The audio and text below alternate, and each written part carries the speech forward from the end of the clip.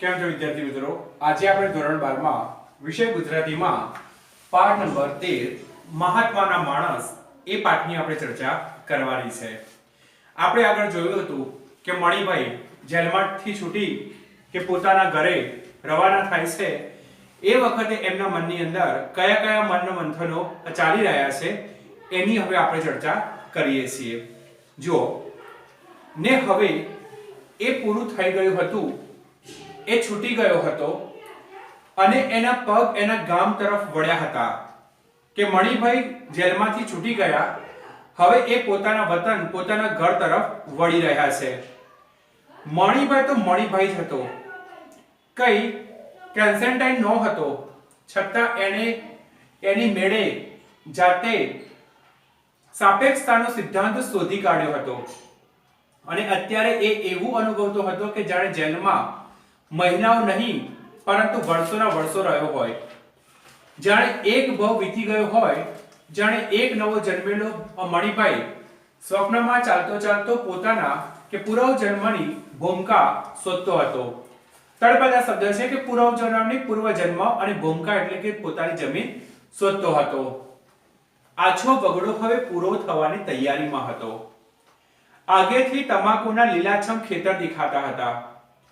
મહેનતુ ખેડૂતોના હાથ રોજે રોજ ફરતા હતા, એટલે ક્યાંય વાંકો ચૂકો છોડ કે નીંદણ એટલે કે વધારાનું ઉગેલું ઘાસ, છોડ કે નીંદણ દેખાતું નહોતું. ધરતીએ પોતાના પેટાળમાં રહેલા જીવતા જાગતા નીલમ જાણે બહાર પ્રગટાવ્યા હોય. અચાનક મણિભાઈના પગ પાસે થઈને એક મોર દોડી ગયા અને પાછળ પાછળ ચાર પાંચ ઢરડીનું ટોળું આવ્યું. મણિભાઈ ઊભો રહી ગયો. એને સુખ ઉપજ્યું, એને ઘર સાંભળ્યું. એના બાપ વેરીભાઈ ઘરની બહાર રસ્તામાં મૂકેલી લાકડાની પાટ પર બેઠા બેઠા હુક્કો ગગડાવતા હશે, એ કઈ વધારે નહીં બોલે. મણિભાઈ આયા ભાઈ કહીને જવાબની ખેવના એટલે કે ઈચ્છા વગર ચલમનો દેવતા ખોરતા માણસે પણ રાજી તો થશે જ. મનમાં ને મનમાં કદાચ દીકરાના દુબળા દેહ પર એક નજર ફેરવી લેશે અને દુખી થશે, પણ કશું બોલશે નહીં, કંઈ પૂછશે પણ નહીં. એ બધું બાનું કામ. બા તો તરત જ ઠેઠ પડસાડના ઉમરા લગી, પડસાડ એટલે આગળનો ખુલ્લો ભાગ કે ઘરની આગળનો જે ખુલ્લો ભાગ હોય પડસાડ કહેવાય. ઉમરા લગી એટલે કે ઉમરા સુધી ભલી હશે તો ચોક લગી દોડી આવવાની. આયો ભઈલા, હાય કેવો થઈ ગયો છે કરતી આંખે આંસુડા ભરી દેશે. ઝટપટ ઘૂંટાથી આંખો લૂછીને પાણીનો લોટો ભરી લાવશે. સોનું તે સી ચીજ છે? એવો ચડક ચમક કરતો પિત્તળનો લોટો એની બાના હાથે ઉટકાયેલો એટલે કે ઘસાયેલો ચોખ્ખો ચણક લોટો ને એમાં ભરેલું ઠંડુ પાણી. માણસ બીજું શું માંગ્યા દુનિયામાં? મણિભાઈના પગ ઝડપથી ઉપડ્યા. પછી એની અંદર ઉપસતા પેલા બીજા મણિભાઈએ ધીરી ધીરી વાત કરવા માંડી. બા હજી લાજ કાઢે છે, ઘૂંટો તાણે છે, કાઠિયાવાડના જેવો લાંબો નહીં તોય આખું કપાળ ઢંકાઈ જાય એવો તો ખરો જ.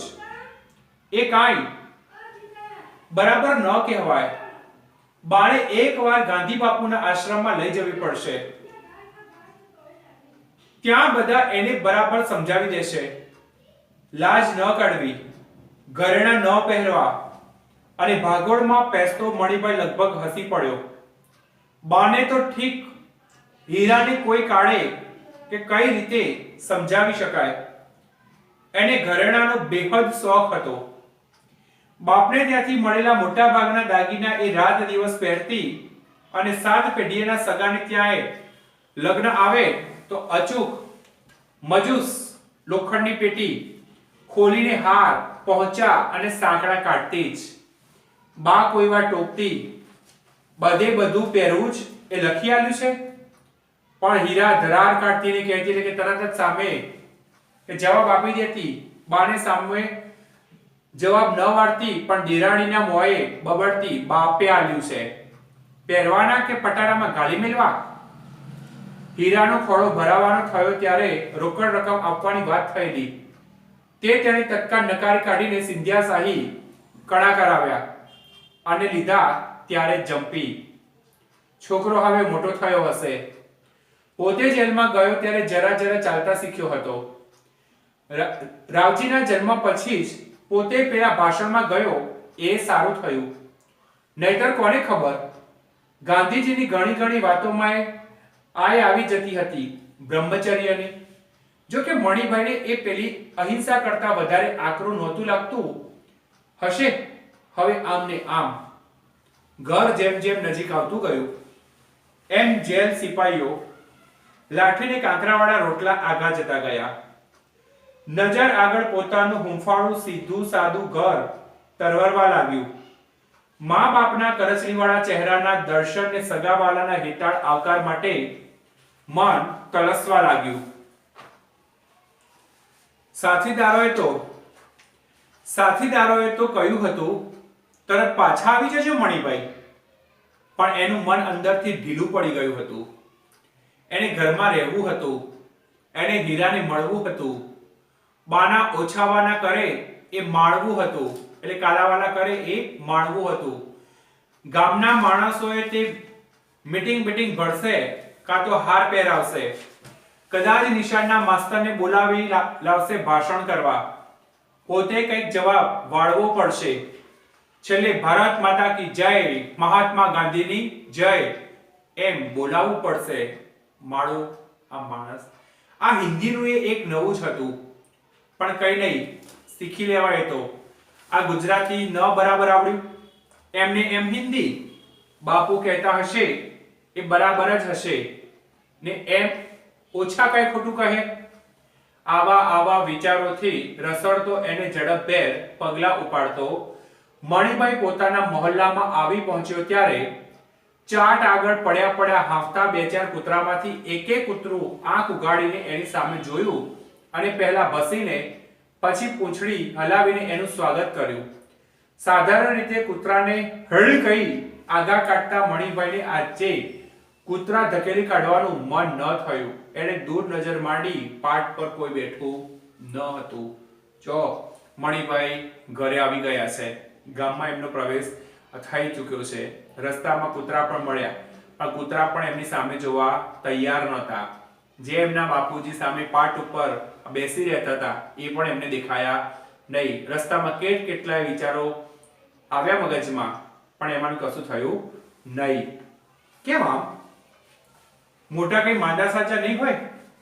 ધગધગ થતા કાળજે મણિભાઈ આગળ વધ્યો. ઘર પાસે પહોંચતા તો એને કેટલાય વિચાર આવી ગયા. એ વિચારોમાંથી મુક્ત થઈને બાનું અશ્રુભીનું સ્વાગત માણવા જેવો એ ઘર આગળ આવીને ઊભો કે ડેલીનું ભારે ખમ ખીલા જડેલું કમાડ કિચૂડ કરતું બંધ થઈ ગયું. આ કમાડ કદી બંધ નહોતા થતા. વર્ષોના વર્ષો સુધી બંધ નહોતા થયા.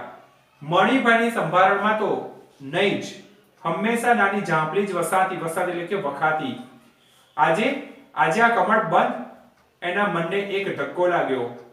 એણે ભારેસલ સાંકળ ઉચકી ને ખખડાવી. કોઈ બોલ્યું નહીં એટલે એણે ફરી જરા જોરથી ખખડાવી. તે સામેના ઘરની ઉપલી મેળીની બારીઓ ખુલી અને પાછી ધડાધડ વસાઈ જઈ એટલે કે બંધ થઈ ગઈ. આપણે આટલા સુધી જોયું. હવે નેક્સ્ટ લેક્ચરમાં આપણે ભાગ 3 માં કયા પાઠનું આપણે અપૂર્ણ કરીશું. અસ્તુ.